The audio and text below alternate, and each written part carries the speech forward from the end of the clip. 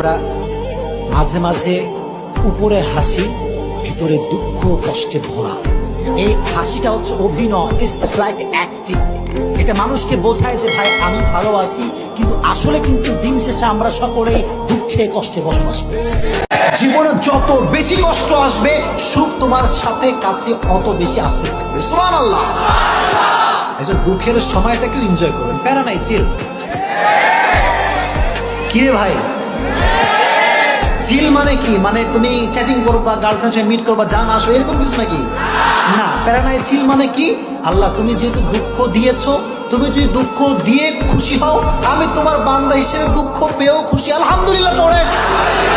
মাঝে মাঝে মনে হয় যে দুনিয়াতে মনে হয় আমার কেউ ভালোবাসে না, কেউ আমার সঙ্গে নাই, কেউ আমার দুঃখ বোঝে না, আমি একা, আমি বড়ই একা। এই কষ্ট আমাদের জীবনে আসে না নাই? রাখবা, কেউ ভালো না বাসতে পারে, ভালোবাসে বলেন কে? আমার গার্লফ্রেন্ড কিন্তু খুব আল্লাহওয়ালা, আমাকে তাহাজ্জুদের সময় ডেকে দেয় হুজুর। আর এরকম আল্লাহওয়ালি কেউ নাই। আমি বলবো ওটা আল্লাহওয়ালা নামের বাটপার, ঠিক কিনা? যে প্রকৃতপক্ষের আল্লাহওয়ালা, সে তোমার ডাকা তো দূরের কথা, ওই মেয়ে তোমার তীর সীমানায়ও আসবে না, সে থাকবে বাসার ভিতরে। কথা কও ঠিক কিনা? এই যে ধোকাবাজি ছেড়ে দাও, এই ধোকাবাজি এটা আজ আছে।